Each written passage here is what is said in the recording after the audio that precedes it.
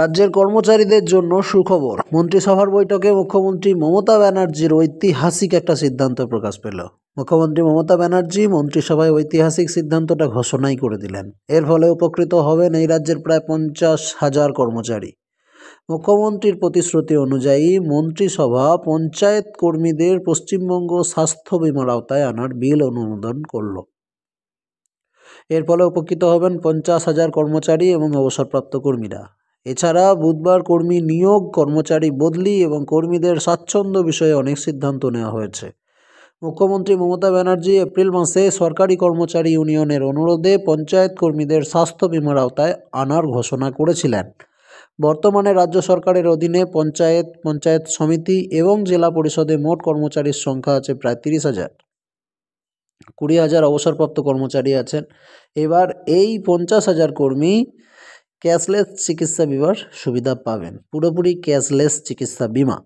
মন্ত্রিসভার সিদ্ধান্তের পর রাজ্য সরকারি কর্মচারী ফেডারেশনের সম্পাদক মানস ভূঁইয়া দাবি করেছেন যে এটি একটি ঐতিহাসিক সিদ্ধান্ত। সরকারি কর্মচারীদের তরফে মুখ্যমন্ত্রীকে ধন্যবাদ জানিয়েছেন সংগঠনের আহ্বায়ক প্রতাপ নায়ক। পঞ্চায়েতের প্রায় 50,000 কর্মী এবং পেনশন প্রাপকরাও এবার থেকে রাজ্য সরকারের বাকি কর্মীদের মতো ওয়েস্ট বেঙ্গল হেলথ স্কিমের সুবিধা পাবেন।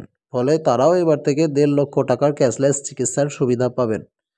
বর্তমানে মোট 17টি রোগের জন্য আউটডোর চিকিৎসার খরচ পাওয়া যায় পশ্চিমবঙ্গ হেলথ স্কিম থেকে। এছাড়াও 2 লক্ষ টাকা পর্যন্ত ক্যাশলেস চিকিৎসার সুবিধা পাওয়া যায়। রাজ্যের এবং দেশের বহু সরকারি বেসরকারি হাসপাতাল এই হেলথ স্কিমের আওতায় আছে।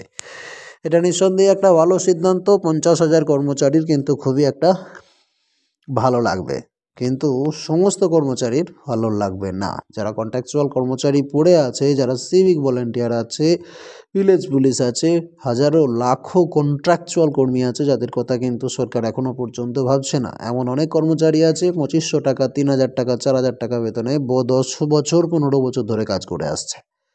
সবাই আশা রাখবো তাদের কথাও ভাববেন রাজ্যের শীর্ষ নেতৃত্বরা। অবশ্যই ভিডিওটিকে শেয়ার করে সকলকে জানতে সাহায্য করুন। চ্যানেলটিকে সাবস্ক্রাইব করে রাখুন পরবর্তী আপডেট পেতে। ধন্যবাদ।